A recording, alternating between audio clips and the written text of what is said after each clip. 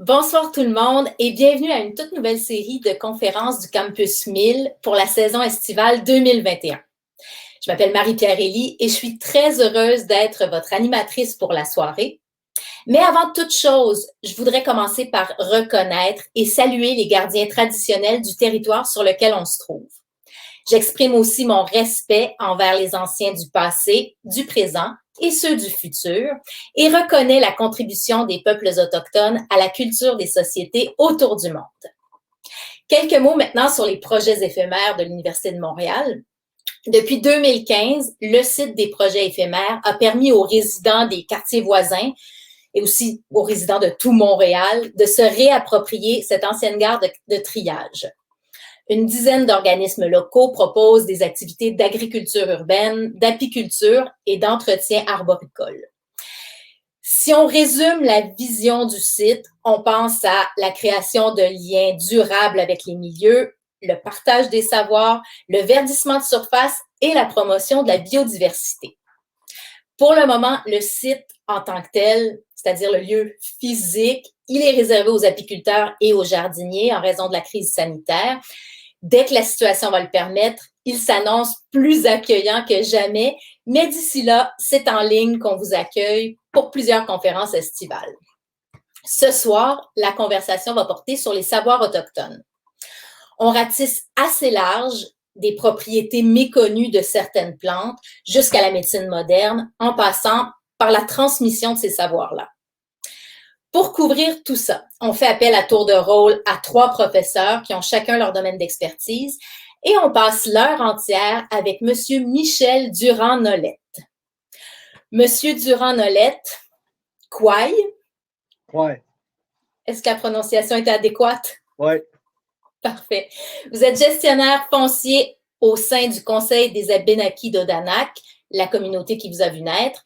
En 2007, vous avez fondé le Bureau Environnement et Terre d'Odanak, qui a développé depuis une expertise diversifiée pour répondre aux besoins de la communauté. Et avant qu'on invite notre premier professeur à se joindre à nous, expliquez-nous pourquoi vous vous intéressez aux plantes médicinales. Le pourquoi, mais ça a commencé quand j'étais tout jeune avec ma grand-mère qui me faisait cueillir des plantes. Elle me montrait une plante, puis elle disait: Regarde cette plante-là, quand tu en trouves, tu me l'apportes. Tu m'en apportes. Mon terrain de jeu, c'était la forêt. La maison chez nous, je sortais de la maison et quelques pieds en arrière, j'étais dans la forêt, puis c'était mon terrain de jeu. Fait que, puis j'aimais beaucoup ma grand-mère, c'est sûr et certain. Je cherchais des plantes et même à un moment donné, mais je m'en suis fait un jeu avec des amis. Ça serait celui qui trouverait la plante le premier. On, on se challengeait comme ça, là, sans savoir c'est quoi la plante qu'on cueillait, comment qu'elle s'appelait. J'avais aucune Vous idée. n'aviez aucune idée. Aucune idée. Mais je sais qu'elle, elle l'utilisait, puis à l'occasion, mais quand on avait un petit bobo ou un petit quelque chose, elle nous soignait. Avec quelle plante, je ne sais pas. Bon, pour faire une histoire courte, ça m'impressionnait beaucoup. Puis, un peu plus tard, mais j'ai décidé de faire des études en foresterie. Fait que j'ai été diplômé en foresterie et là, ben, je connaissais plus les plantes. Là, les plantes, là, je savais c'était quoi telle ou telle plante, fait que c'était plus intéressant. Et puis quand ma grand-mère est encore vivante quand j'ai fait mes études en foresterie et à un moment donné, elle me montrait des plantes, elle me donnait des noms, tu sais, un exemple, l'herbadine, tu sais, elle, pour elle, c'était de l'herbadine, de la chili millefeuille. Ah oui. Fait que, tu sais, là, moi, je pouvais mettre le vrai nom sur la plante. C'est ça, Oui, ça, parce que c'était l'œil, vous l'aviez déjà développé tout petit, ben mais oui, là, c'était vraiment de. c'est ça. Je l'avais étudié, fait que je connaissais plus les plantes, je connaissais plus leur nom. Et puis, ça, c'était intéressant aussi. Et aussi, c'est que quand que j'ai connu mon épouse, et ben, elle aussi, chez elle, les plantes, ça faisait partie de leur culture à eux. elle n'est pas autochtone, mais elle est fille de cultivateur, mais sa mère utilisait beaucoup les plantes pour se soigner. Fait que, elle aussi était.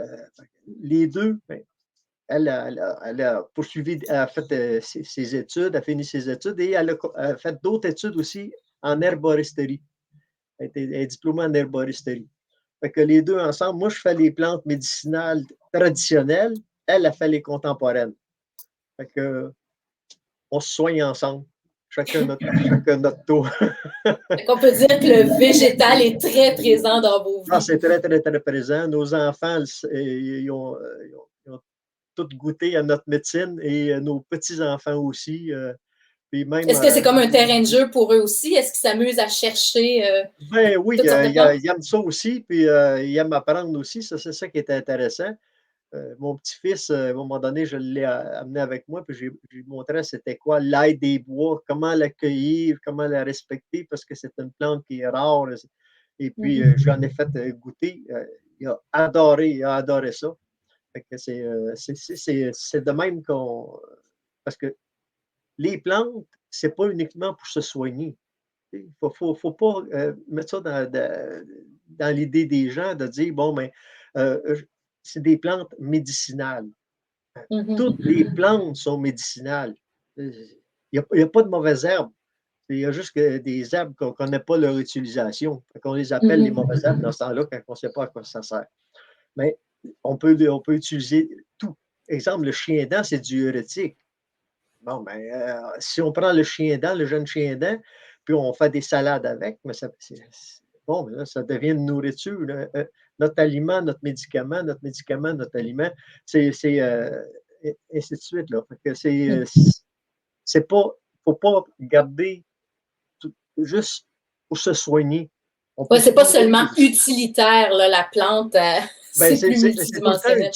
C'est utilitaire pour se soigner, c'est utilitaire pour se nourrir. On peut faire les deux avec la même plante. Et tout à l'heure, j'ai parlé de la chili millefeuille, l'herbadin. Ben, sur des crêpes le matin, là, c'est divin. Ah oui? Ah oui, on prend la fleur, on met ça on fait les crêpes, on met ça sur les crêpes, les fleurs, puis ça goûte un peu le miel. C'est c'est délicieux. Vois-tu, c'est pas uniquement pour se soigner. On peut l'utiliser là, comme condiment, comme bien des choses. Bon, on voit que vous avez un regard très multidimensionnel sur les plantes. Je trouve ça très intéressant. J'espère qu'on aura l'occasion d'y revenir. Mais on va commencer par accueillir notre premier invité, Pierre Haddad. Il est professeur au département de pharmacologie et physiologie de la Faculté de médecine de l'Université de Montréal. Bonsoir. Bonsoir. Donc, vous menez depuis une quinzaine d'années, si je ne me trompe pas, des travaux sur l'utilisation des plantes médicinales chez les Premières Nations, particulièrement chez les Cris de la baie James. Et on aimerait justement vous entendre nous résumer ces recherches-là. En gros, là, que faites-vous? Comment le faites-vous? Et pourquoi le faites-vous? Ben, écoutez, c'est essentiellement l'axe prioritaire de mes recherches, c'est au niveau du diabète et de l'obésité. Donc, je travaillais depuis longtemps à étudier des façons dont l'insuline agit sur le foie, par exemple, des trucs de base. Mais je me suis intéressé aux plantes médicinales.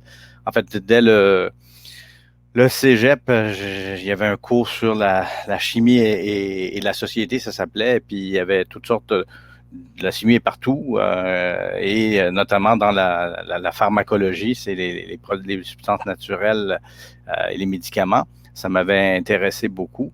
Et puis, en fait, par un concours de circonstances, je me suis retrouvé dans un congrès où il y avait toute une section sur les plantes médicinales. Ça m'a donné la piqûre. Et puis, revenu à Montréal, j'ai cherché des gens qui travaillaient sur les plantes médicinales. J'ai trouvé notre collègue Alain Cuerrier, que vous allez rencontrer dans quelques instants, au Jardin botanique. Et j'ai monté une équipe pour m'intéresser justement aux propriétés pharmacologiques, surtout, parce que c'est ma spécialité, comme vous l'avez dit.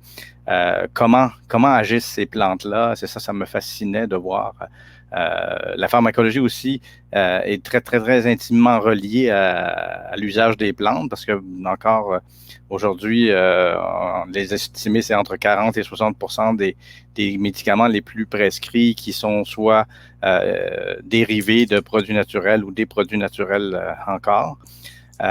Et puis, donc, on a monté une petite équipe pour étudier les propriétés des plantes médicinales qui seraient identifiées par les porteurs de savoir, comme M. Durand, chez les CRI.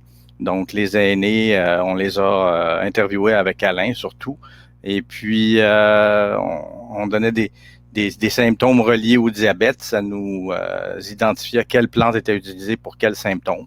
Et les plantes qui étaient utilisées pour le plus de symptômes mentionnés par le plus d'aînés et les symptômes qui étaient les plus pertinents pour le diabète, ça nous a donné comme un indice des meilleures plantes à tester. Puis on les a fait préparer par un phytochimiste, donc quelqu'un qui s'intéresse à la chimie des plantes, qui nous a préparé des extraits qui étaient semblables à celles utilisées en traditionnel et d'autres qui étaient semblables plus à l'herboristerie traditionnelle, donc dans de l'alcool plutôt que de l'eau.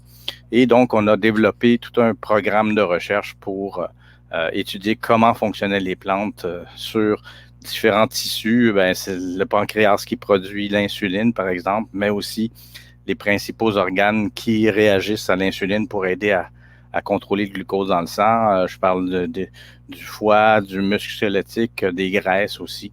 Donc, on regardait aussi l'intestin, en tout cas, bref. Okay. Qu'est-ce qu'on peut dire qu'avec toute leur expérience, si vous avez enligné sur des bonnes pistes? Ah, absolument, absolument. Écoutez, d'ailleurs, Alain est un expert de l'ethnobotanique, qui est l'usage des plantes pour le bien-être, la santé. Et puis, effectivement, quand on suit les usages traditionnels, plutôt que de tester de façon aléatoire les plantes, on a un plus haut taux de succès, évidemment, avec les plantes qui ont une historique d'usage. Donc, c'est pas sorti d'un chapeau. Il y a une dimension de essai-erreur que les peuples ont déterminé que c'était bien, mais il y a tout un aspect plus spirituel, plus de communication même des fois avec les plantes, de dons. Il y a des gens qui ont des dons, qui perçoivent les plantes les plus utiles. Et, donc, c'est un peu comme ça qu'on a pu orienter nos recherches. Parfait. Avant de commencer à poser mes questions, parce que j'en ai plusieurs, je veux vous inviter à poser les vôtres tout au long de la discussion. Il est fort possible qu'elles surgissent d'un peu partout. Vous pouvez nous les envoyer via la section commentaires, puis je suis certaine que nos invités vont se faire un plaisir d'y répondre. Et maintenant, M. Durand-Nolette, j'aurais envie de vous demander de nous présenter votre plante chouchou, peut-être. Bon, vous nous avez parlé de la chili sur les crêpes, ça m'a beaucoup intrigué, mais peut-être dans une optique un peu plus, justement, de soins. On imagine qu'il y en a plusieurs, mais plusieurs ne sera pas une réponse acceptable ici. Là, si vous deviez n'en choisir qu'une seule, une plante qui est incontournable pour ses propriétés, et surtout nous expliquer comment elle est utilisée par votre communauté. C'est l'ortie. L'ortie? Oui, l'ortie. Si tu n'as pas d'ortie dans ta pharmacie est incomplète. Ah bon? Ça, c'est ma devise. Et l'ortie, mais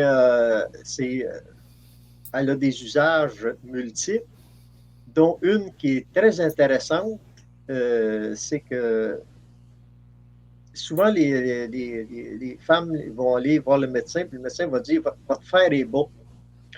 Fait que, ils vont prendre de l'ortie, et l'ortie, mais elle va donner le fer nécessaire au système. C'est assimilable à 100%. Il n'y a aucun problème. Prendre 3-4 tasses par jour sans aucun problème d'ortie. Et ça va aider énormément. Et comme de raison, mais on peut aussi, comme je disais tantôt, c'est tout le temps, moi je reviens toujours sur le même principe, on peut faire des soupes d'ortie. Oui, on joint l'utile à l'agréable. Vous avez mangé de la soupe d'ortie, mais la soupe d'ortie aussi, c'est très bon. On peut faire des engrais. C'est bon au goût? Ouais. Oui, c'est bon au goût. La même affaire, on peut se faire de l'eau d'ortie. De l'eau d'ortie, mais ça, c'est pas nécessairement pour se soigner. Mais c'est les deux en même temps. C'est un breuvage, puis en même temps, mais comme on dit, il vaut mieux prévenir que guérir. De l'eau d'ortie, mais on prend des têtes d'ortie et on en met dans un pot. 10, 12 têtes d'ortie, on met dans un pot, on l'emplit d'eau. Et on cale les feuilles dans le fond et on laisse reposer ça toute la nuit.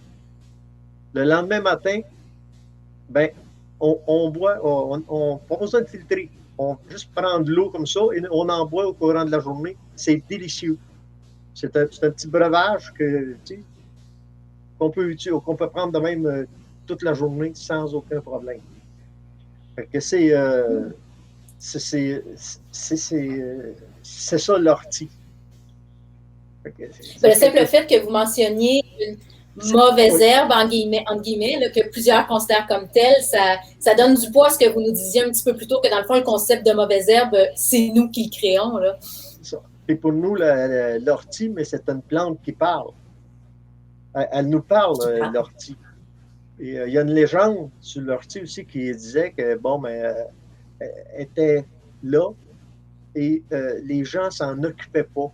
Il la fauchait, il la piétinait, il ne s'occupait pas de l'ortie.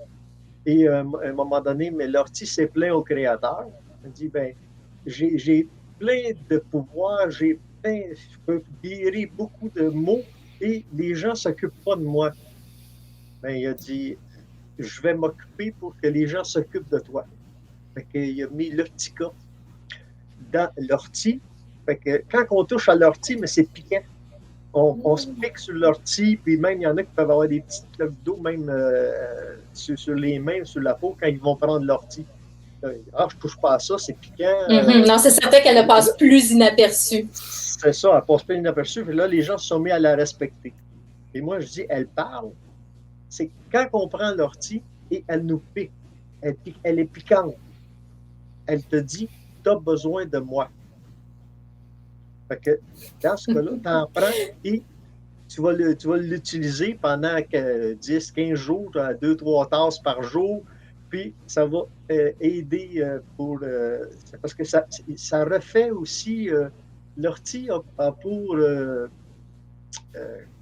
comment on peut dire ça, comme pour bien fait aussi de refaire le système sanguin, de retravailler ton sang, de le nettoyer. C'est assez intéressant sur ce côté-là. Fait que c'est un tonique qu'on disait dans le temps, l'ortie. Puis, un petit anecdote, j'ai un ami qui est venu me voir, puis il me dit, je vais prendre de l'ortie, parce que, comme tonique, j'ai vu que ça serait intéressant, j'ai vu ça dans ton petit recueil. Fait que j'ai dit oui. Fait que je lui en ai donné. Il était avec moi sur mon terrain, puis on a pris de l'ortie. Ah, il dit, elle est piquante, je ne vais pas toucher à ça. Il mettait des gants pour prendre l'ortie. Il l'a apporté chez lui. Puis j'ai dit, vérifie, c'est possiblement que tu en as. Il m'a appelé, il m'a dit, oui, j'en ai chez nous. Ben, je dis, prends-la, puis fais-toi des tisanes. Au bout de un peu plus d'une semaine, près de 2 semaines, il vient me voir, il me dit, as-tu de l'ortie? Ben, il m'a dit, t'en avais chez vous? Ah, ben, il dit, elle doit être moins bonne parce qu'elle me pique. Elle dit, non, c'est parce que là, tu n'en as plus besoin. T'arrêtes. Donc, l'ortie, votre plante chouchou. J'ai envie maintenant de me tourner vers vous, professeur Haddad. Présentez-nous aussi des plantes chouchou, peut-être, mais d'un point de vue pharmacologique, parce que vous en avez déjà glissé un mot, mais j'ai envie qu'on aille plus loin. Il y a plusieurs propriétés des plantes qui sont déjà exploitées en pharmacologie. Ce n'est pas 2 mondes complètement différents. Non, mais malheureusement, c'est pas comme ça que c'est enseigné pour l'instant, là, mais effectivement, la pharmacopée moderne doit énormément à la pharmacopée traditionnelle. Écoutez, parmi les plantes chouchou, comme vous dites, ben il y en a qui sont utilisées pour la douleur, hein, on pense à la morphine. Bon, ça, il y a des problèmes avec les opiacés là, en ce moment. Mais quand même, c'est de là que vient du pavot. On peut penser à même l'aspirine, qui était en fait un dérivé des essences de saule. Il y a plein d'exemples. Nous, avec les peuples autochtones, on a identifié plusieurs plantes de la forêt boréale, comme le thé du Labrador, par exemple, qui a des très bonnes propriétés. Le mélèze aussi. Bon, ceux-là sont pas commercialisés pour l'instant. Et en fait, devrait pas l'être, devrait être réservé, ça serait encore mieux pour les populations qui s'en servent de façon traditionnelle. Mais effectivement, il y a énormément, mais même dans les médicaments pour le diabète, vous savez, la metformine qui est un dérivé de la galégine, qui, elle, est un dérivé d'un lilas, d'une plante. Alain va pouvoir me corriger là, si je me trompe. Et puis, il y a aussi la carbose, qui est un dérivé plutôt de champignons. Donc, plein de plantes, en fait, qui font la base de la pharmacopée moderne. Oui, puis ce sont des molécules qui peuvent être très puissantes. Là, on ne parle pas de petites tisanes pour c'est vraiment des principes actifs. Là. Ben, même les petites vous avez parlé de 40 à 60%. Même oui, les petites tisanes peuvent être. Oui, il faut pas prendre ça à la légère. Là. Évidemment, le thé du Labrador qu'on prépare comme un thé agréable, là, juste comme une boisson désaltérante, n'est pas la même préparation que ce que les aînés autochtones font quand il s'agit de s'en servir comme un point de vue thérapeutique. Là. Alors là aussi, ça peut, dépendamment de la préparation, on peut grader la force un peu de notre tisane aussi. Là. Mais même une tisane, oui, c'est ça, qu'on a vraiment des idées préconçues. Là. Pensez à la camomille, hein? Qui n'a pas pris un thé de camomille après un repas? Ben, ça aide à la digestion, ça relaxe. Ça n'a pas besoin de faire des études cliniques pour le savoir. Là. Ça fait des millénaires que les humains les utilisent. Là. Mais justement, vous parliez un peu plus tôt de commercialisation, là, d'études cliniques. Il y a une grosse question que j'ai envie de vous poser. Justement, est-ce que les plantes ou leurs extraits peuvent ou doivent être brevetés? Dans le sens, est-ce qu'on peut arriver à protéger la propriété intellectuelle? C'est certain que c'est important, mais aussi de préserver une certaine accessibilité, là, où on a affaire à des intérêts trop divergents ici? Ben, c'est exactement une très grande question. Mais en fait, maintenant, ça fait quelques années que ça a été changé. On ne peut plus breveter de molécules naturelles. Il faut les transformer pour pouvoir les breveter. Donc ça s'est entendu au niveau mondial que ce qui vient de la nature est pas brevetable. On peut pas tirer profit de quelque chose qui est naturellement présent. S'il y a une intervention humaine... Puis quand on dit transformer, c'est pas seulement concentré, là. Il faut qu'il y ait une transformation. Non, il faut changer la molécule. Changer, OK. Oui. On peut breveter des utilisations. Alors, c'est là où il y a des avenues potentielles, mais on a discuté beaucoup de ça avec nos aînés autochtones, puis c'est pas vraiment... Oui, on veut protéger la propriété intellectuelle, donc quand on leur a expliqué, on a fait venir même un avocat puis un agent de brevet pour expliquer aux aînés qu'est-ce que c'était que ces brevets-là. C'est pas très bien adapté parce que les porteurs de savoir sont des gardiens du savoir, c'est pas les propriétaires du savoir. Les plantes, c'est pas la propriété, c'est pour le bien-être. Ils ont une responsabilité de protéger et de faire transmettre ce savoir-là. Mais ce qui nous et donc même le principe même de propriété intellectuelle est en déconnexion avec leur vision du monde, voyez-vous. Donc, et puis vous me corrigerez, là, M. Michel, là, si... Ben oui, M. Durand-Nolette, on vous voit hocher subtilement de la tête. Qu'est-ce que vous avez à dire là-dessus, sur toute cette question-là des brevets? Ben, c'est ça, absolument. C'est pas quelque chose... les plantes comme la terre, c'est pas quelque chose qui nous appartient. Nous, les Autochtones, on a le principe de possession, ça n'existe pas. Quand on regarde dans les langues, quand on parle avec les aînés, le volet possession, ça n'existe pas. Ça l'appartient à tout le monde. Quand on parle, exemple, chez nous, on va dire une dakina. Une dakina, ça, c'est notre territoire. On ne dit pas mon territoire, on dit notre territoire.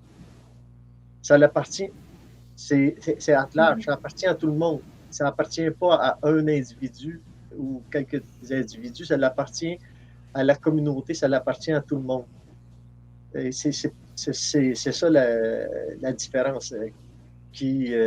Après le premier contact, mais ça a été différent. Là, des propriétés qui appartenaient à monsieur, à madame, et ainsi de suite, partout. Ça a été, les terrains ont été divisés, subdivisés, et ainsi de suite. Et puis, ils disent, quand on parle au gouvernement, mais ils parlent de leur richesse naturelle sur notre territoire. Bien, il semblerait que vos propos éclairés font déjà réagir. Semble-t-il qu'il y a des questions du public. Voilà, donnez-moi quelques secondes que je les vois apparaître. Alors, pour Michel Durand-Nolette, pouvez-vous nous parler de l'utilisation des plantes dans un cadre rituel, spirituel, peut-être un peu moins médicinal?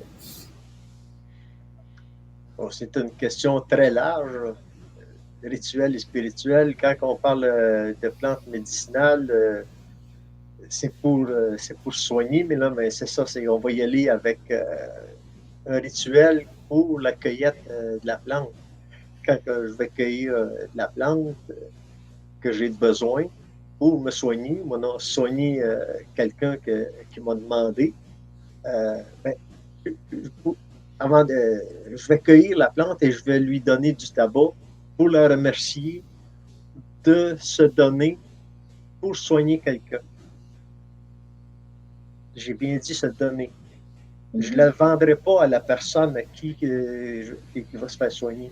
Si cette personne-là en a besoin, je vais lui donner. Parce que moi, la plante, elle s'est donnée à moi, je la donne. C'est un peu dans ce sens-là qu'on voit le traitement avec les plantes. Il y a toujours cette dimension-là qui est très importante, de reconnaître ce qui nous est donné aussi. Moi, je ne pars pas pour aller en forêt, pour aller me chercher un voyage de camion de thé du Labrador, par exemple. Mais tu sais, il y en a qui le font. Il y en a qui le font. J'ai vu ça tout près de Shawinigan. Là, ils ont dévasté un secteur. C'est hallucinant. Mais ça, c'est pour le commerce, c'est pour la vente. Et j'ai vu des sachets dans des boutiques d'aliments naturels et j'ai dit au propriétaire, j'ai dit, vends pas ça. Il dit, pourquoi? Il dit, parce que sur ton sac, c'est marqué thé du Labrador. Et je regardais le sachet et je voyais dedans de l'épilope et d'autres plantes que je ne pouvais pas trop identifier. Ça peut être dangereux, là. Alors, on disait ça, que c'est pas parce que c'est des plantes que c'est pas dangereux, si tu les utilises mal, ça peut être dangereux. Fait que, avec des choses de même, mais la personne, tu prends un thé du Labrador, mais en réalité, c'est pas ça qu'elle va prendre. Elle va prendre avec d'autres plantes mélangées qui peuvent amener certains désagréments. Oui. Il faut être prudent avec cette pharmacopée-là de la même façon qu'on le serait avec ce qui est plus conventionnel. Alors, on a le temps pour une autre question. Est-ce qu'on utilise seulement les feuilles d'ortie ou les racines aussi? On utilise aussi les racines.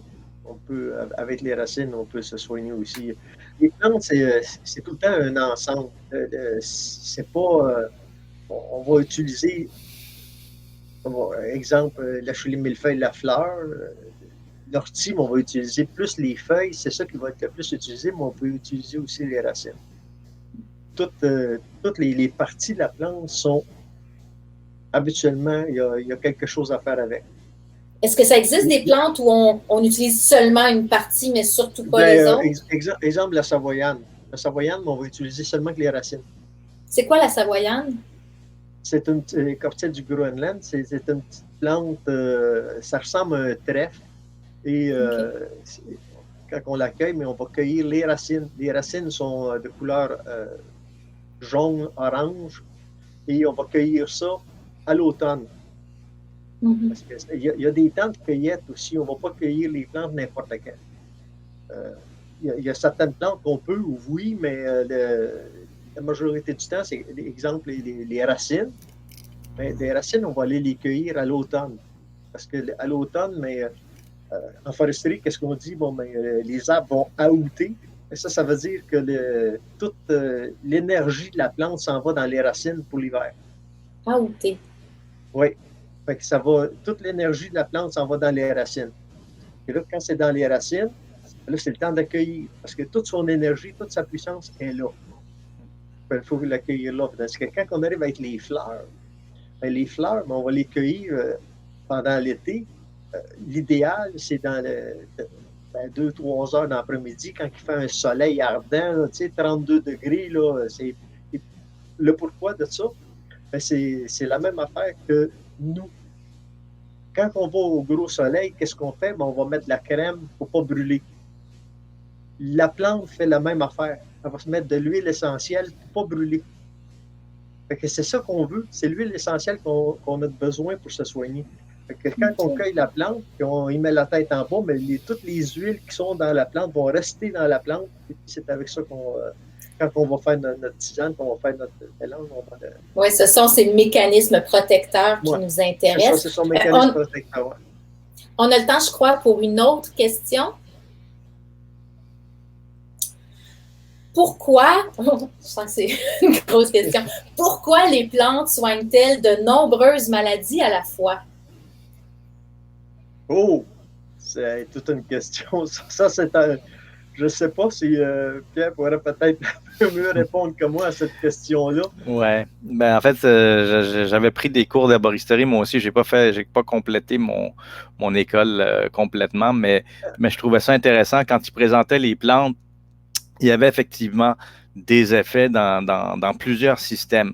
Mais, et ça, c'est parce qu'il y a une diversité de molécules dans toutes les plantes qui ont des propriétés communes. Bon, on peut penser à l'aspect antioxydant ou astringent ou toutes sortes de choses. Mais il y avait quand même une sorte de signature.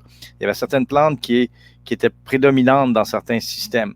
Alors, oui, ils peuvent agir dans plusieurs systèmes, mais il y a une prédilection pour certaines activités et c'est là que et puis il y a l'aspect de synergie entre les composés aussi qui sont dans la plante et il y a des fois même des composés qui, quand on les isole, sont néfastes, mais quand on les mélange, il y a un aspect protecteur d'une autre molécule, par exemple, qui va atténuer l'effet négatif. Alors, c'est pour ça que d'utiliser les préparations traditionnelles, ça a quand même une grande valeur, même si la pharmacopée moderne a été vers en anglais, on dit le silver bullet, là, c'est la molécule qui va toucher la bonne cible pour guérir, mais de plus en plus, avec les maladies complexes, ça ne suffit pas.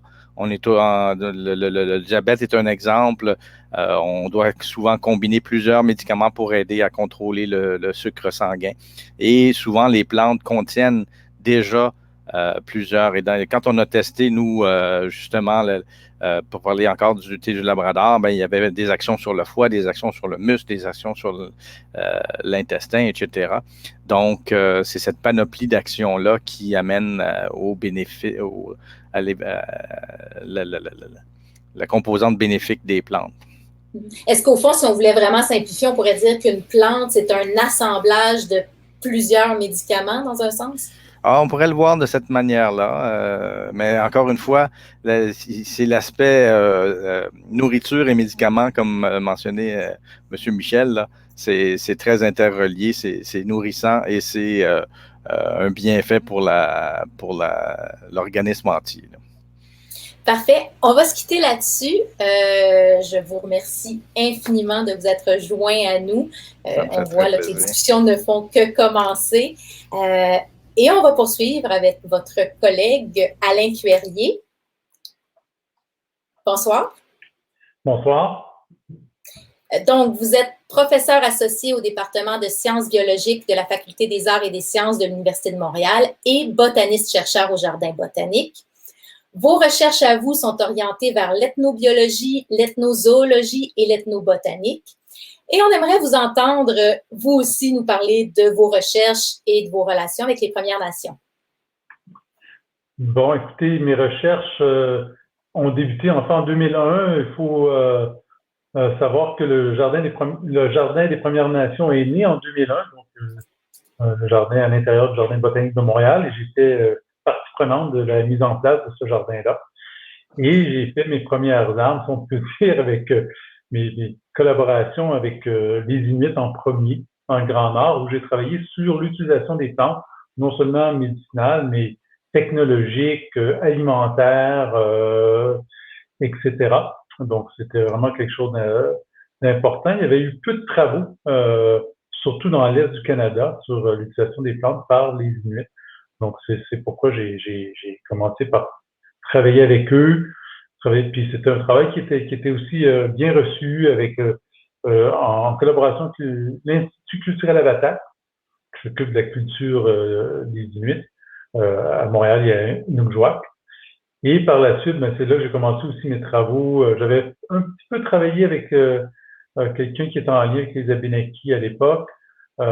Et ensuite avec Pierre, avec les Cris, donc sur leur connaissance des plantes médicinales, évidemment, mais aussi sur leur connaissance aussi de comment les plantes interagissent et où il faut aller chercher les plantes, comment les récolter, une certaine inquiétude sur le fait d'une surrécolte qui arrive encore de nos jours, malheureusement.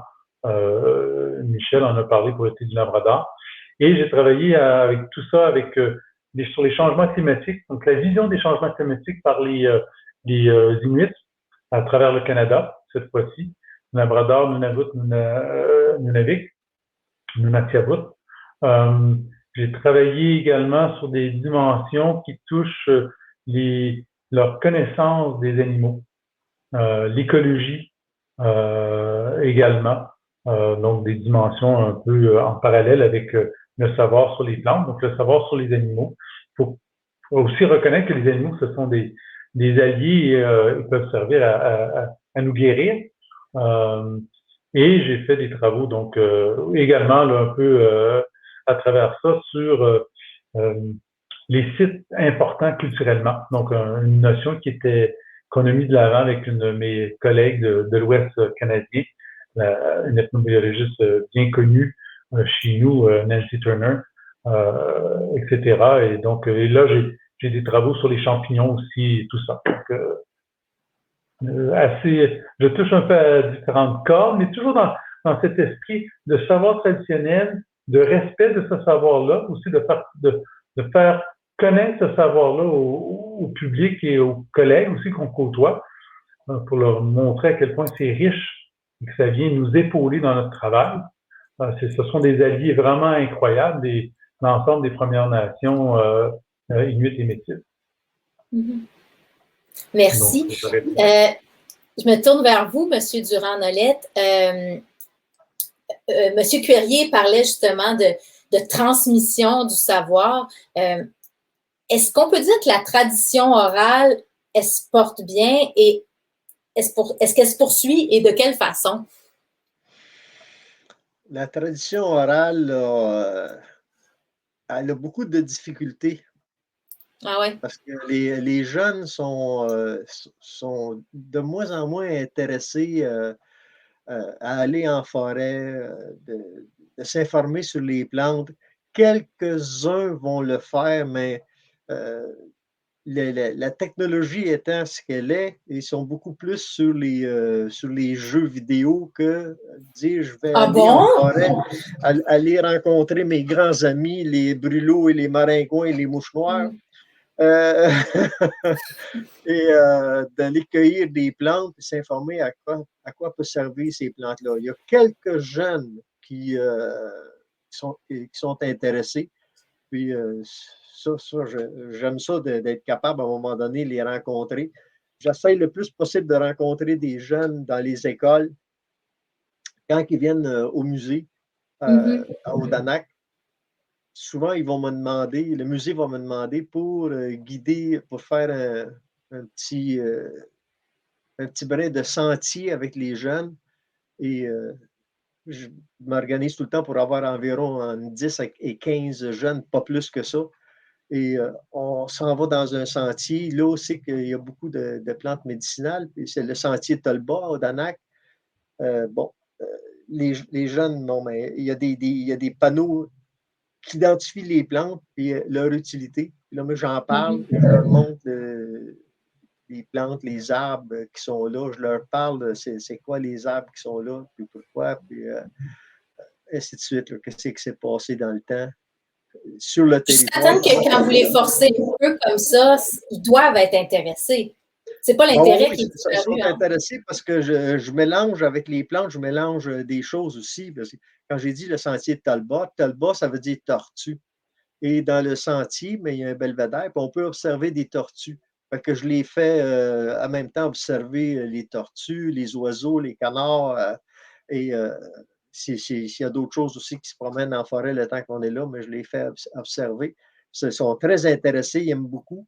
Et quand je vais dans les écoles, ça arrive de temps en temps pour des jeunes de deuxième année, première, deuxième année, troisième année. C'est très intéressant. J'apporte une carapace de tortue, j'apporte quelques plantes, j'apporte des fourrures et je leur montre, je les fais parler, là, ils posent des questions, puis là, ils disent « Ah, ben moi, quand j'étais avec mon oncle ou ma tante au chalet, ben, on a vu telle chose, on a vu telle chose. » Puis là, ben, ils me décrivent des fois une plante, je leur dis « Bon, c'est telle plante que tu me décris. » Ah ouais, es-tu bonne pour me guérir d'une maladie? Fait là, je leur dis oui, c'est bon pour telle ou telle chose.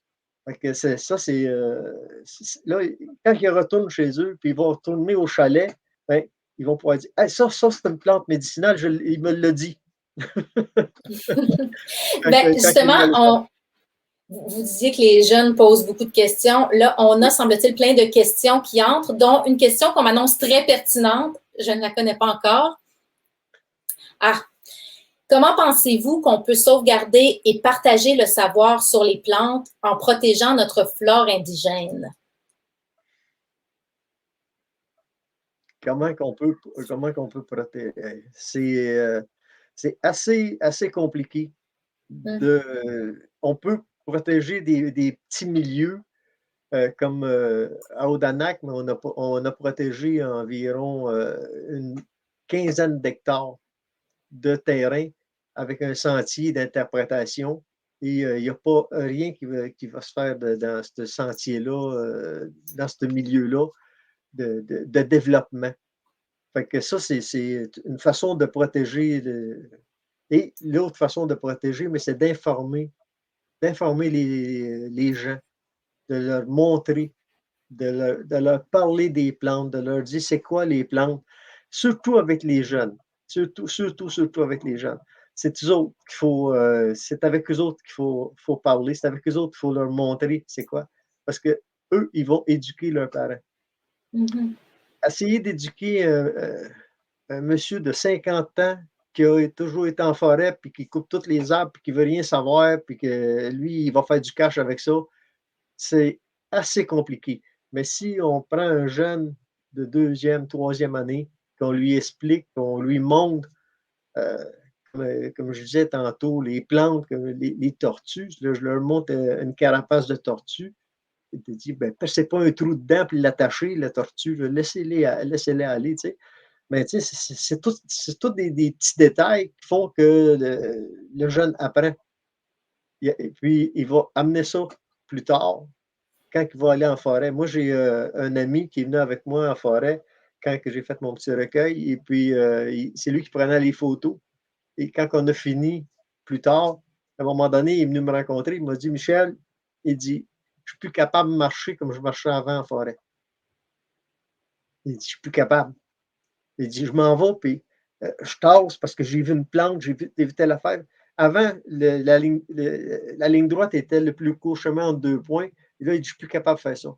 Il dit, je fais attention là où je mets les pieds, je regarde plus, je vois plus de choses. C'est juste ça. C'est juste ça. Monsieur Cuerrier, est-ce que vous aimeriez ajouter quelque chose? Ben oui, première chose, il faut écouter vraiment les Autochtones qui sont encore aujourd'hui des personnes qui sont très proches de la nature, de la forêt. Donc, il faut aussi éduquer, sensibiliser, Michel le disait, et amener cette notion de respect. Cette notion de respect de la culture qui est différente de la nôtre et qui permet donc de donner de partager ce savoir-là et de donner la chance aux Autochtones ils l'ont fait par le passé, ils le font encore, de nous guider dans nos choix, dans notre façon éthique de voir et d'être avec la nature. Il faut également mettre de l'accent sur les langues autochtones. On parle dernièrement du Québec, du français au Québec. Les langues autochtones se perdent à une vitesse incroyable et avec elles, c'est le véhicule d'un savoir riche sur non seulement les plantes, mais sur l'environnement, sur les animaux, sur une façon d'être. Et ça, c'est important. Alors, si on ne sait plus dire Mamai Tukutik, eh bien, on ne saura pas que ça veut dire que le thé du Labrador, ça goûte mauvais. Donc, c'est Mamai Tukutik, ça veut dire que ça goûte mauvais. Mamartouk, ça goûte bon. C'est un exemple que je donne régulièrement, mais c'est un véhicule, il faut protéger. Et en 1930, il y avait environ, je sais pas moi, je me rappelle plus, autour de 15 000 langues, si je me souviens bien. Et aujourd'hui, il y en a à peu près, il n'en demeure que 6 000. Donc, je parle des langues, non seulement autochtones, mais l'ensemble des langues à travers le monde. Et certaines linguistes, ethno-linguistes pensent qu'à la fin de ce siècle-ci, il en restera peut-être 10% des langues. Donc, et ça, c'est important. Je pense que il faut, et c'est des liens hors pair pour nous, il faut protéger la biodiversité. Mais nous, dans notre travail, on parle beaucoup plus de diversité bioculturelle. On ne sépare pas l'homme de la nature, on en fait partie. Hein? Quand il y aura plus sur la planète, disons-le, goodbye. Donc, c'est important. J'avais justement envie de vous demander, on imagine, est-ce que c'est un défi de traduire tout ce savoir-là en langage scientifique, si on veut? Est-ce que ce sont des mondes qui ont leur code assez différent? Puis en plus, il y a la dimension de la disparition des langages. À quel point tout ça est un défi? C'est un défi, mais c'est un beau défi. C'est un défi même, je dirais, presque même amusant, au sens que c'est intéressant de faire comprendre à d'autres ce que voient les Autochtones. Puis, je suis en train de dire que j'ai cette particularité de comprendre les Autochtones parfaitement. Si je dis ça, Michel va me donner une tape derrière la tête. Mais on peut être des traducteurs, des passeurs de ce savoir-là. Et ça, c'est important. Et pour moi, il ne faut pas juste traduire. Hein? Il y a des choses qui ne se traduisent pas. Il faut le comprendre, il faut s'immerger là-dedans. Il faut faire attention de ne pas intégrer, donc de prendre le savoir autochtone, le savoir traditionnel, et en faire un carré quand c'est un rond. C'est de le faire entrer dans un moule. Ouais, on fait souvent ça avec les lois. Vous parlez des propriétés de protection avec les brevets, tout ça, c'est des choses qui ont rien à voir avec le savoir collectif des Autochtones. Donc, il faut que eux-mêmes et qu'on soit nous-mêmes réceptifs à ça, qu'ils mettent en place des changements au niveau légal de protection du territoire. Et ça s'est fait avec le travail qu'on a fait avec Nancy Turner dans l'Ouest canadien. Il faut bien le souligner que en juin 2014, si je me souviens bien, il y a eu jurisprudence, la première fois que les Chukotins ou une nation au Canada gagnaient contre un gouvernement, celui de la Colombie-Britannique, pour conserver et gérer une partie de leur territoire. Et je pense que ça, les Autochtones le savent et ça va, j'espère, être réutilisé pour faire comprendre qu'il faut cesser je suis pas contre la foresterie, etc. Mais il faut repenser ces systèmes-là. Il y a plusieurs personnes qui nous demandent si, M. Durand-Nolette, vous offrez des formations, que ce soit à Odanak ou ailleurs. Bon, je fais plutôt des conférences. quelquefois des petits ateliers comme ça au musée, montrer les plantes, comme je disais tantôt, quand il vient des groupes d'étudiants, des jeunes. Comme la semaine dernière, j'étais avec des enseignants de l'Université de Sherbrooke, avec leurs étudiants qui vont être éventuellement des enseignants. Et j'ai eu deux groupes et on a fait un bout de sentier, on a parlé des plantes, on a parlé du territoire, on a parlé de beaucoup de choses, de politique. Parce que c'est indissociable quand on parle de. Il faut parler politique parce que c'est le territoire, notre territoire, mais c'est un territoire qui n'a jamais été cédé. Il est toujours là, il est toujours au Wabanakak, c'est sûr et certain. Mais encore là, les politiciens, quand on les rencontre, quand il y a des consultations, quand il y a des demandes, on nous demande de prouver qu'on était là. Moi, c'est quelque chose qui me donne l'urticaire. Il faut que je trouve du aide pour me soigner. Plus que les orties, ouais. C'est plus que les orties. Et c'est ça, on nous demande, il faut prouver qu'on était là. Tu sais, quand on fait des fouilles archéologiques, on trouve des pointes de flèches de 4000 ans et plus, je pense qu'on était là, bien avant le premier contact. Mais c'est ça, ça devenait ridicule. Puis quand on regarde les documents des gouvernements, c'est marqué les Premières Nations. Si on est les Premières Nations, pourquoi faire qu'ils nous demandent de prouver qu'on était là?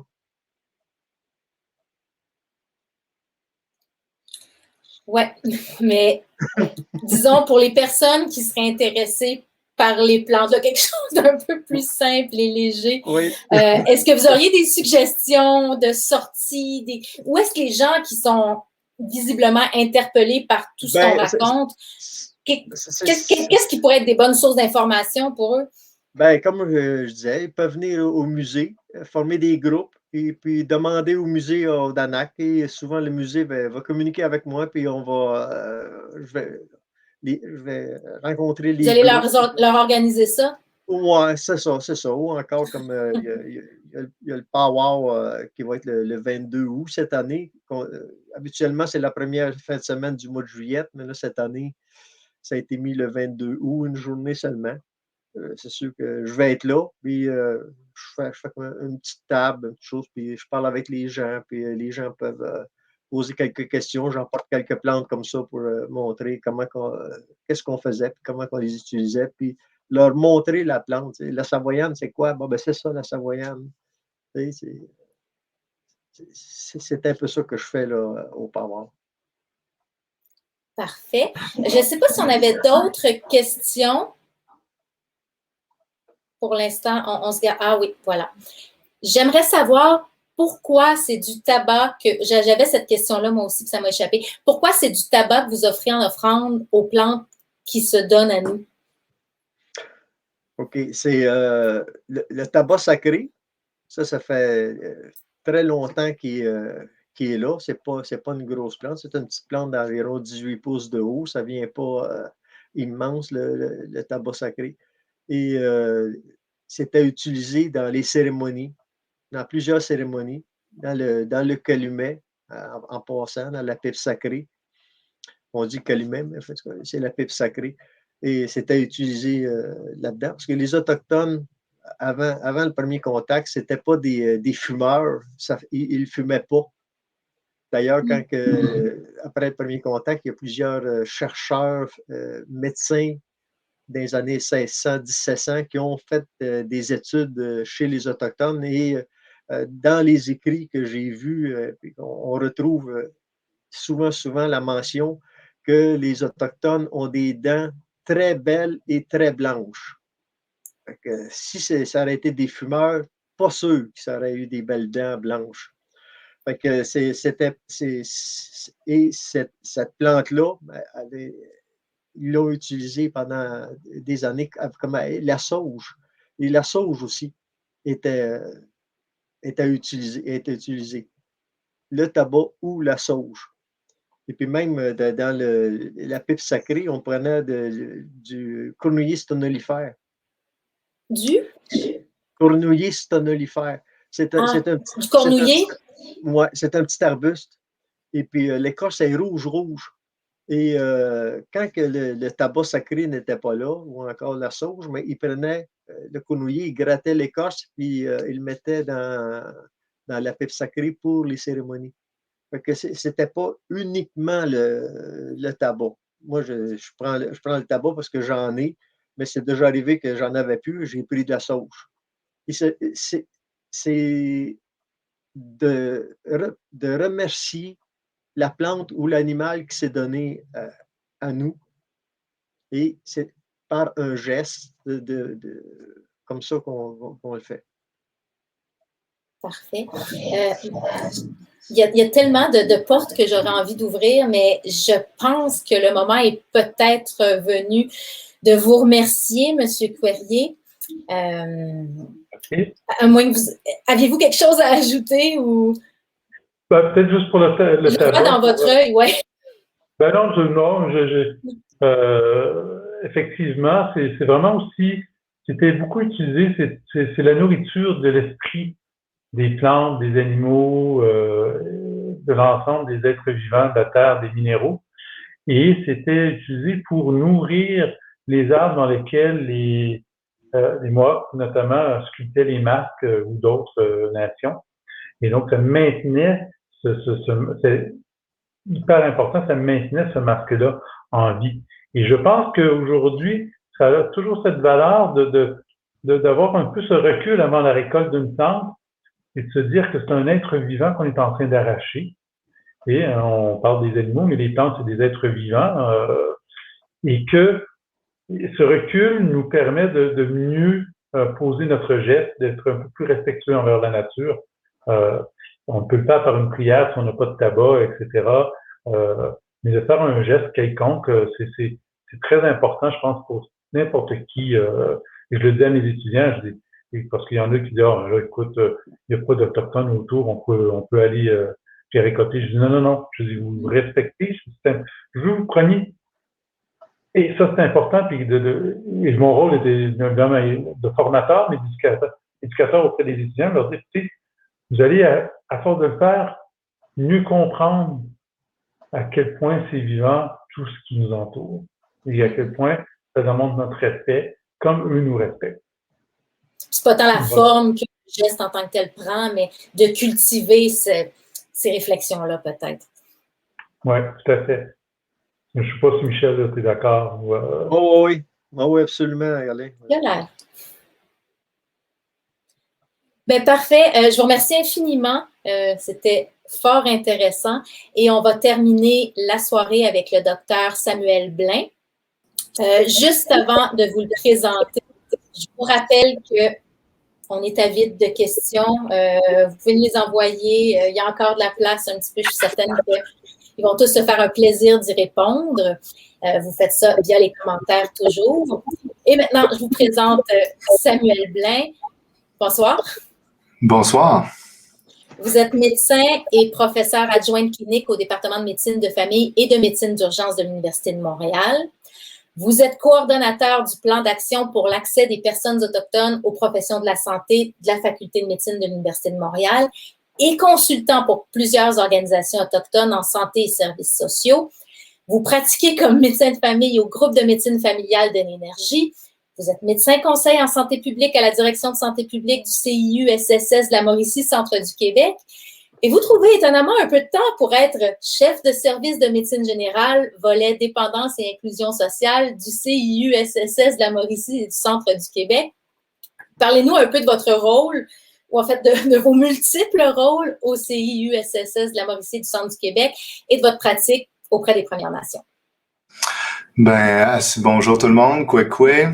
Je suis bien content d'être là ce soir.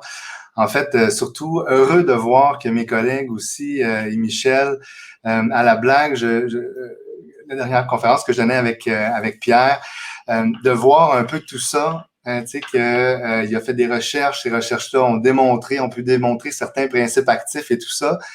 Moi, qu'est-ce que ça m'a donné comme impression? C'est pas, OK, oui, la médecine traditionnelle autochtone fonctionne, mais c'est plus que, OK, finalement, la médecine biomédicale peut être démontrée par le fait qu'on fasse le lien entre les deux. Donc, pour moi, il y a quelque chose d'intéressant de voir ça de l'autre bord aussi. Et que, bon, là, je parle pas de ce que je fais parce que c'est beaucoup moins intéressant, je trouve, que le sujet actuellement ce soir. Mais c'est de voir justement qu'il y a une égalité des savoirs. Hein, donc, on peut aller justement, puis c'est pour ça aussi que ça fait quelques mois que Michel et moi, on se connaît. Hein. Avant, on se connaissait pas assez, peut-être de nom, mais pas d'expérience. Et là, je trouve ça intéressant justement dans mon vécu comme médecin de famille de donner une autre dimension à ces soins-là. Hein. Tu sais, donc, tout à l'heure, là, Alain parlait, là, on veut pas faire en sorte qu'un carré devienne un cercle. Mais pour moi, la médecine traditionnelle, et même, on pourrait dire les médecines traditionnelles, de façon générale, donnent une troisième dimension, d'autres dimensions, au sens qu'on peut porter à la guérison, au sens qu'on peut porter à la relation qu'on a aux choses, à la nature. Donc, plutôt que de vouloir amener le cercle à faire un carré, ben tout ça, puis donc oui, on pourrait en parler longtemps là, de ce que je fais comme professeur et comme médecin, mais pour moi, ça donne une autre dimension. Donc, je vois beaucoup plus ça comme un cercle qui devient une sphère, comme un principe actif qui est encore en lien avec la nature, est encore en lien avec la relation qu'on peut avoir à l'aspect sacré de ça, l'aspect qu'on porte une importance aux choses, une importance à la relation qu'on a ensemble, entre les peuples, mais aussi avec la nature. Donc, j'ai vraiment pas répondu à votre question, qu'est-ce que je fais dans la vie, mais... non, mais peut-être que concrètement... C'est très intéressant, puis je suis content d'être là. Mais en lien avec tout ce que vous venez de dire, auriez-vous peut-être un exemple concret de comment, dans votre pratique, vous réussissez à intégrer ça habilement et non pas en faisant rentrer le rond dans le carré? Ben, il y a différents niveaux, mais disons l'exemple qui me vient en tête comme ça, c'est je suis consultant pour Wapan, qui est un centre de traitement des dépendances à la TUC pour les personnes autochtones francophones de l'Est du Canada. Et donc, eux, ces personnes-là qui ont des problématiques de dépendance viennent au centre et ont des traitements de dépendance, oui, avec des éducateurs et tout ça, mais l'aspect culturel est vraiment au premier plan. Donc, moi, comme médecin, comme allié, disons, je suis là pour soutenir les enjeux de sevrage, les enjeux médicaux, les maladies chroniques qui peuvent être là, mais en même temps que la culture soit là au premier plan. Donc, concrètement, je suis là comme un peu un conseil, mais en même temps un allié. Donc, c'est pas moi qui est au front, disons, de cette mise en scène-là ou de ces soins-là. C'est vraiment les aspects culturels. Il y a des porteurs de savoir qui sont à ce centre-là. Et l'accent est vraiment mis sur le chemin de guérison. Oui, accessoirement, il y a des risques quand on a des problématiques d'alcool, par exemple. Ben, on arrête de consommer de l'alcool, on se met à risque de sevrage. Mais il y a tout l'aspect culturel que si on est sevré de l'alcool, par exemple, on n'est pas guéri. C'est pas si on arrête de consommer qu'on a une certaine guérison, mais c'est la relation qu'on a avec cette substance-là. C'est la relation qu'on a avec notre culture, puis d'être certain qu'il y a une pertinence culturelle aussi. C'est-à-dire, par exemple, certaines personnes, même Atikamekw ou d'autres nations, ont une relation un peu amour-haine avec leur culture. Hein. Des fois, c'est en lien avec des histoires traumatiques aussi qui sont là. Donc, pour moi, comme allié, qu'est-ce que je fais, que je peux faire, c'est justement sécuriser ma relation que j'ai avec eux pour qu'ils puissent, disons, ravivifier ou nourrir leur identité culturelle. Disons, à ce niveau-là. Donc, ça, c'est plus au niveau de l'organisation. Puis concrètement, dans mon bureau, comme médecin de famille, ou quand je suis dans les organismes communautaires, ben tout ça peut prendre place dans la relation.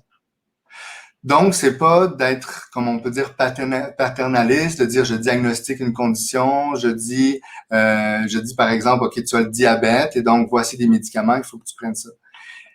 Le lien, l'important, c'est vraiment la relation. Donc, qu'est-ce qui fait sens? Qu'est-ce qui fait du sens pour la personne? Et c'est là-dessus qu'on peut cheminer d'une préférence à l'autre. C'est sûr que s'il dit, moi, ma préférence, c'est de manger du sucre jusqu'à la mort, Ben, je l'accompagnerai peut-être pas sans poser de questions.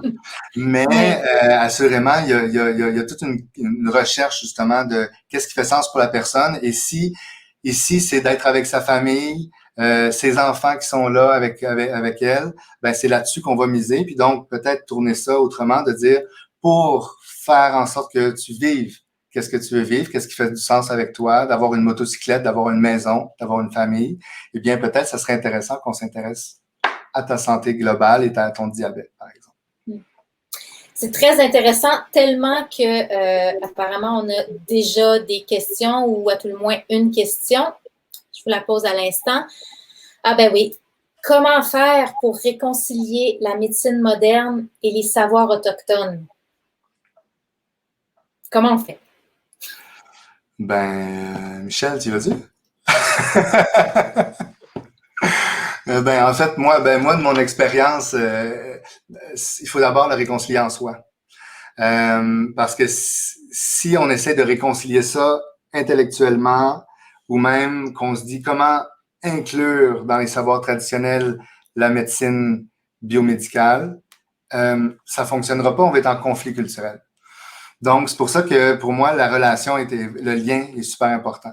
Donc, d'abord, le lien de reconnaître une humilité culturelle. Hein, donc, comme médecin, comme scientifique, on dit, OK, j'ai l'humilité d'avoir d'abord un intérêt en premier lieu et de reconnaître mes limites.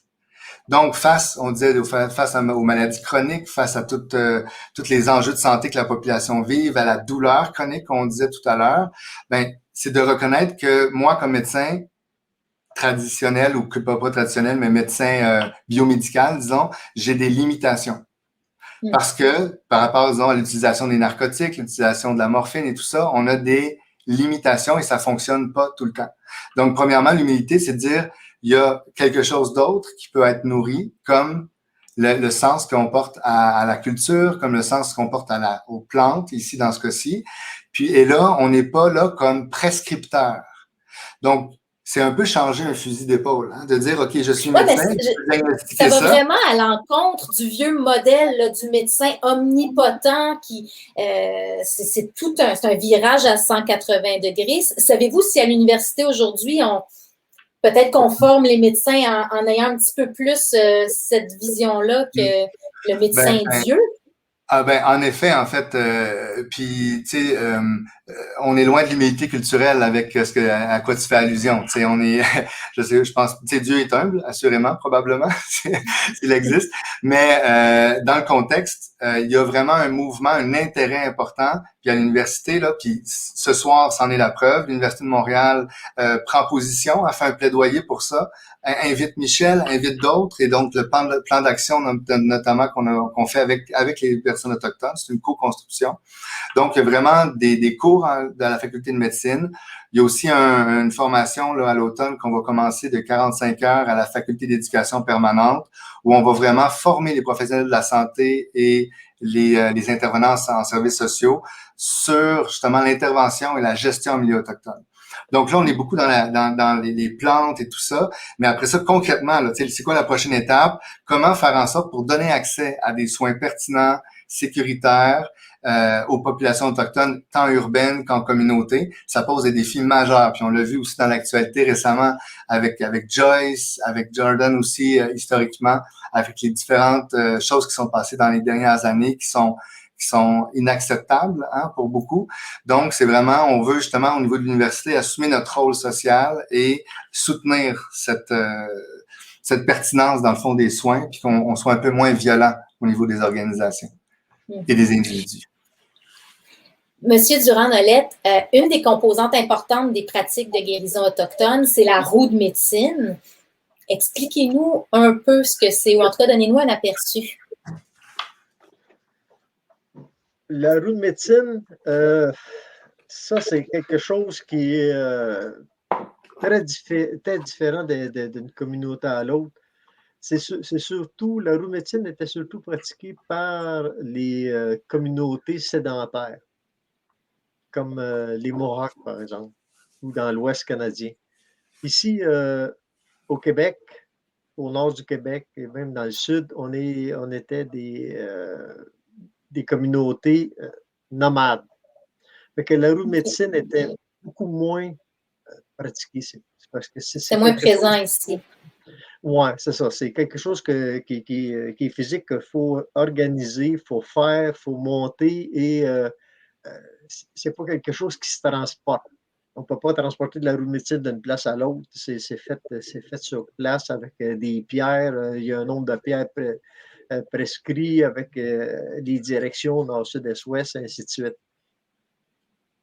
Donc, la roue de médecine, comme bien des choses comme les totems, comme c'est pas des choses qui étaient omniprésents avec les gens du Québec.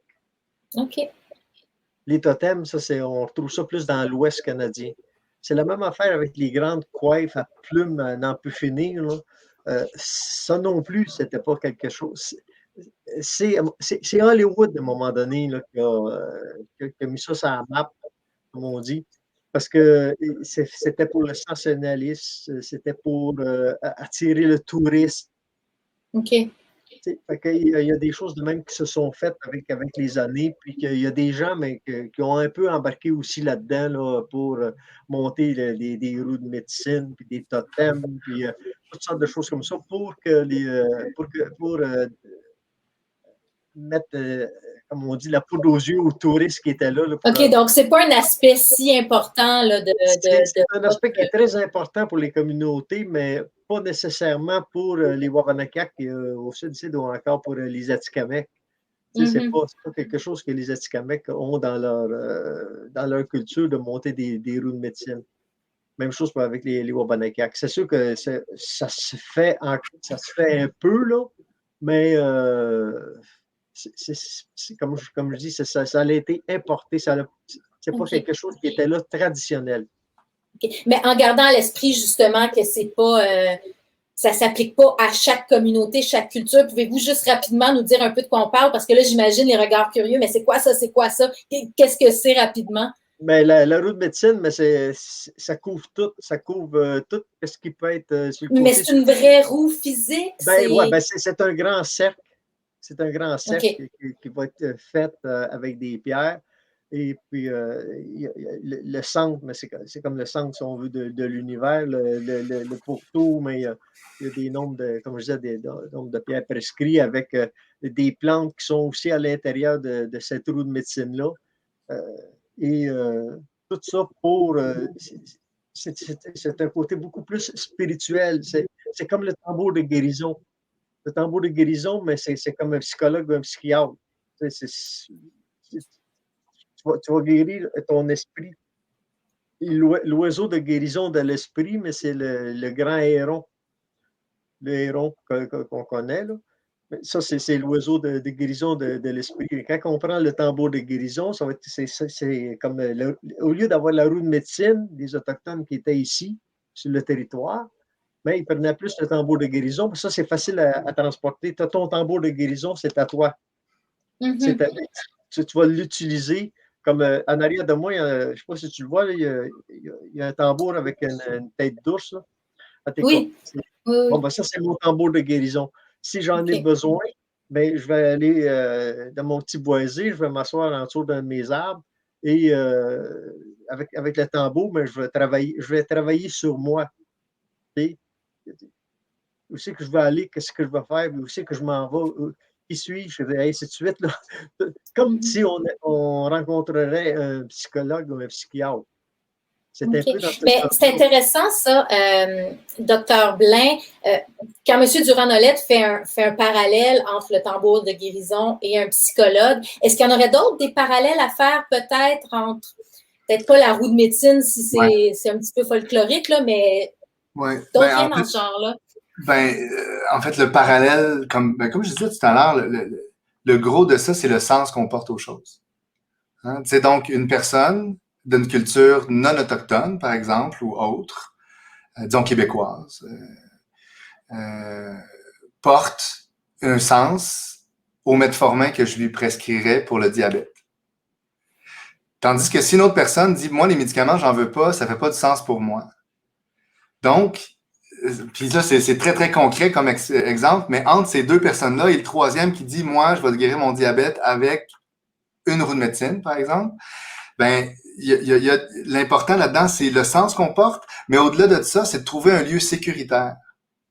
Parce qu'on parle beaucoup de sécurisation culturelle ou de décolonisation, mais ça se fait dans les deux sens. On est tous traumatisés de notre histoire. Dans le sens que oui, les personnes autochtones actuelles, contemporaines, sont traumatisées, donc des pensionnats, on parle de tout ça, mais aussi nous, moi, quand je pense à ça, je vois un passé traumatique en lien avec le conflit qui est plus là actuellement vraiment, on a les conséquences du conflit historique. Fait que pour moi, l'important, c'est vraiment de trouver un lieu de sécuritaire qui peut être sécuritaire pour les deux. Donc, quand je vais chez Michel ou quand Michel vient chez moi, eh bien là, il faut que ça soit aussi sécuritaire comme moi, médecin, que lui comme herboriste ou comme porteur de savoir ou comment il se définit. Et donc, pour moi, je peux être menacé comme médecin. Si par exemple, je suis dans une zone où que je fais du counseling sur les plantes médicinales traditionnelles, par exemple. Donc ça, c'est non sécuritaire pour moi comme médecin. Donc, pour moi, c'est vraiment de créer une nouvelle espace qui n'existe pas. Dans nos réseaux de santé, ça n'existe pas vraiment. Hein? Donc, c'est pour ça qu'il y a tant de problèmes de pertinence culturelle, de conflits et de violence, voire même, et de non-reconnaissance de la richesse de l'autre. Et donc, c'est vraiment, je pense, la clé, si on veut, puis encore une fois, je ne réponds pas à la question, mais pour moi, c'est d'aller vraiment créer… Accessoires, les questions, c'est les réponses qui nous intéressent. C'est ça, mais c'est de créer cet espace-là. C'est de sécurité où justement les préférences de chacun et les responsabilités déontologiques comme médecin, de baser mes recommandations sur la déontologie médicale et tout ça. Il y a cette partie-là.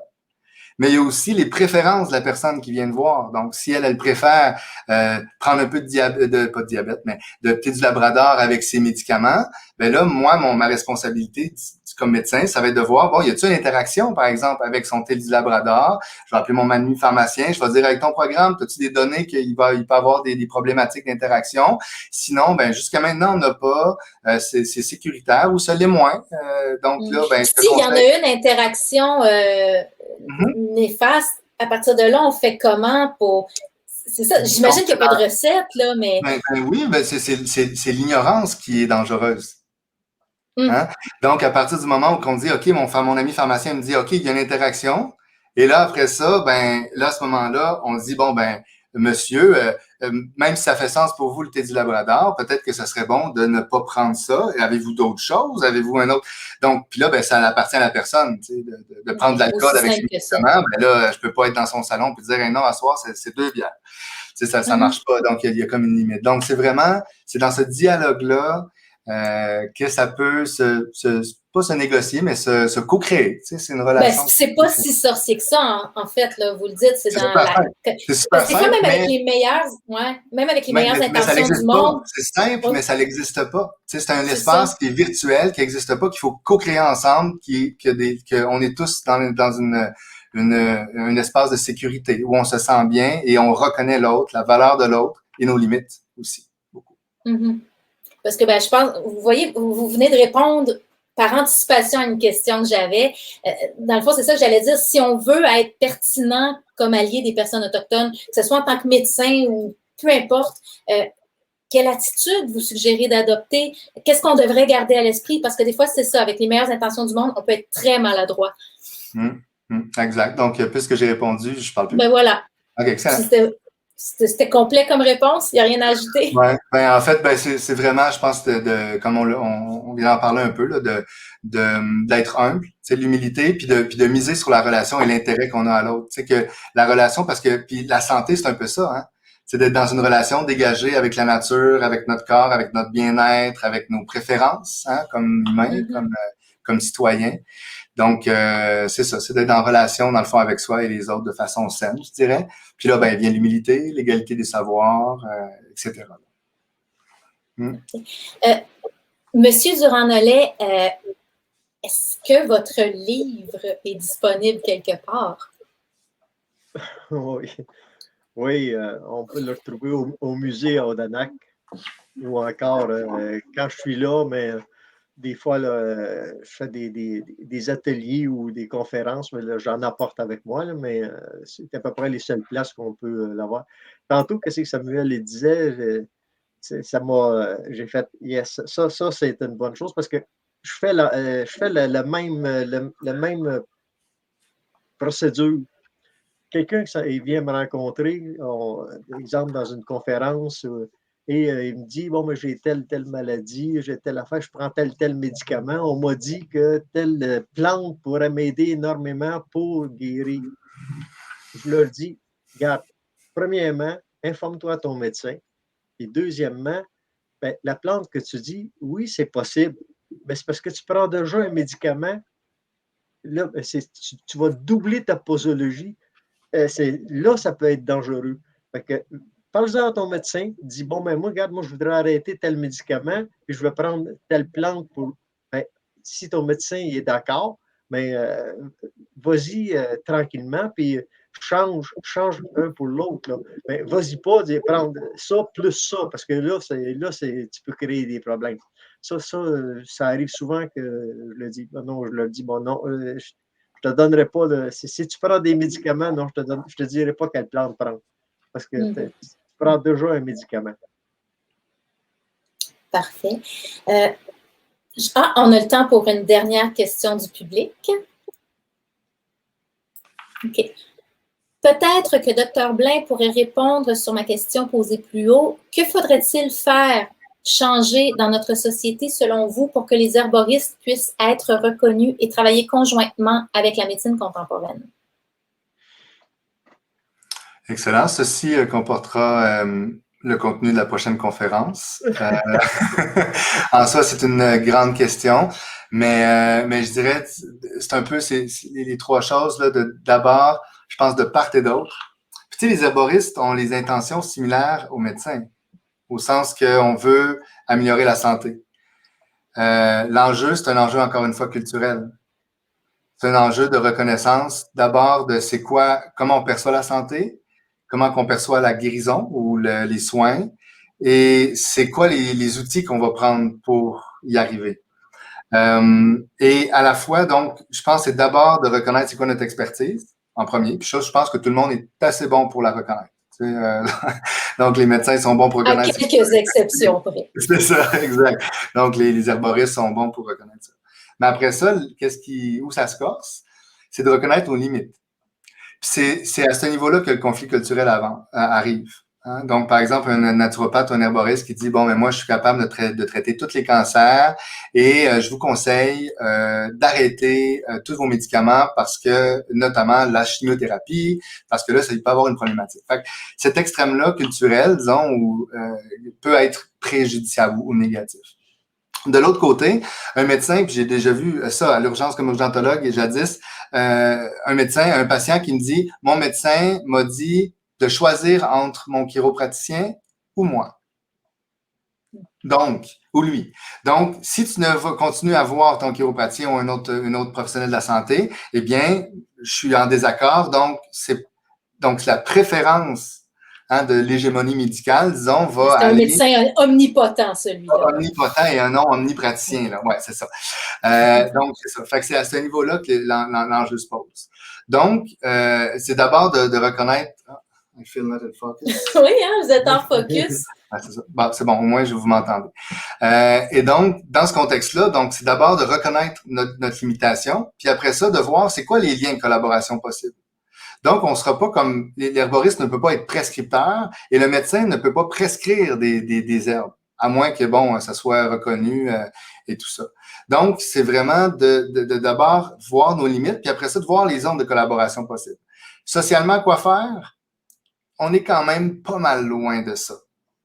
Hein? Donc, dans ce contexte-là, c'est vraiment d'abord qu'il y ait un intérêt, que le dialogue puisse s'ouvrir. C'est un peu la même, c'est pas la même chose, mais il y a des éléments très similaires avec la médecine autochtone. Hein? C'est de dire, d'abord reconnaître la valeur, de s'intéresser à l'autre, puis après ça, de voir avec des éléments de pertinence, d'accès aux soins et de sécurité, comment tout un chacun peut trouver son compte, puis pas mettre à risque les médecins, non plus dans leur pratique médicale qui peuvent être vues comme dangereuses parce qu'il y a des dangers, mais ils sont probablement moindres que certains disent. Et inversement, il y a des avantages à avoir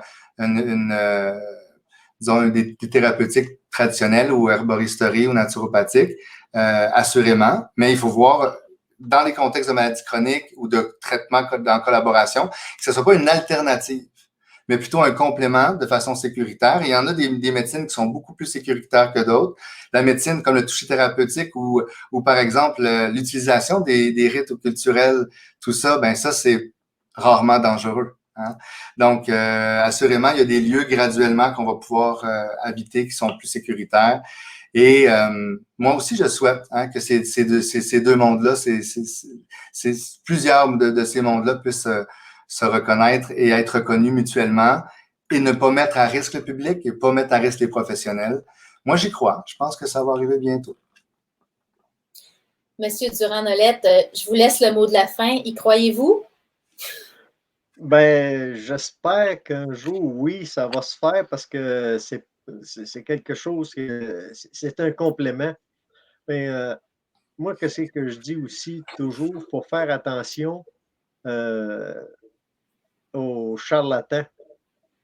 Parce que là-dedans, tu as toujours comme avec les Autochtones, tu en as aussi, là, qui ne sont pas du tout autochtones et ils arrivent avec tous les apparats et des champs, je ne sais pas où c'est qu'ils ont pris, là, à tes cas, puis ils ont tous, moi, je suis comme que je dis, ils ont tous des noms de moineaux, mais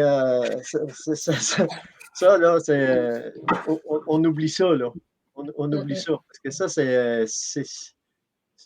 moi, j'en connais quelques-uns, là, puis même qui ont été faire des conférences en Europe, et puis toutes sortes de choses. Et un jour, j'étais au musée. J'ai été président du CA du musée à Odanak et il est arrivé un groupe de Français. Et il y a un type qui était là, qui était à côté de moi, qui a su que c'était moi qui. Fait que, il dit, j'ai une question. J'ai dit oui, posez votre question.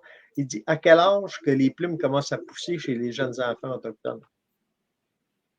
Moi, je pensais que c'était une joke. C'était pas une joke? Non, c'était pas une joke.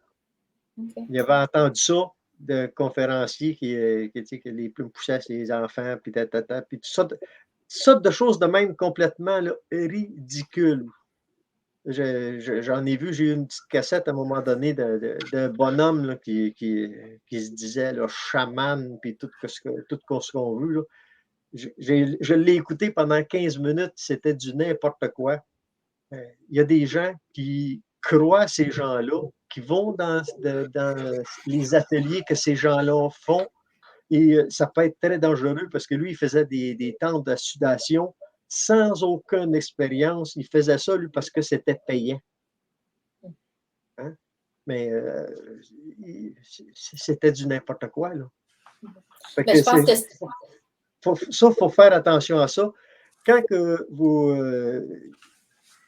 je dis ça aux gens qui écoutent, là, vous entendez qu'il y a un conférencier autochtone qui va être à tel endroit. Ce conférencier-là vient de, exemple, Odanak, c'est moi. Bien, appelez au conseil de bande de la communauté, demandez s'ils connaissent cette personne-là et si c'est vrai. Souvent, et vous allez rester surpris, ils vont dire non, on ne connaît pas, on n'a jamais entendu parler. Ils vont se dire autochtones, Wabanaki ou Atikamekw ou Innu, mais ils ne sont pas du tout. Ça, il faut faire attention à ça. Ben, je pense que c'est un excellent conseil. On va devoir se quitter là-dessus. Docteur Blain, je vous remercie d'avoir pris le temps d'être avec nous ce soir. Monsieur Durand-Nolette, merci pour votre générosité, votre passion. C'était vraiment un honneur et un bonheur, ça rime en plus, de vous entendre et d'apprendre à mieux connaître votre communauté. Oleone, Merci, Léonie. Et finalement, ben, merci à vous, que vous soyez des fidèles du Campus 1000 ou de tout nouveaux spectateurs. L'équipe du Campus 1000 vous donne rendez-vous le 7 juillet prochain pour une conférence sur la sécurité alimentaire. On en a déjà eu un petit avant-goût, toujours en ligne. Merci et bonne soirée.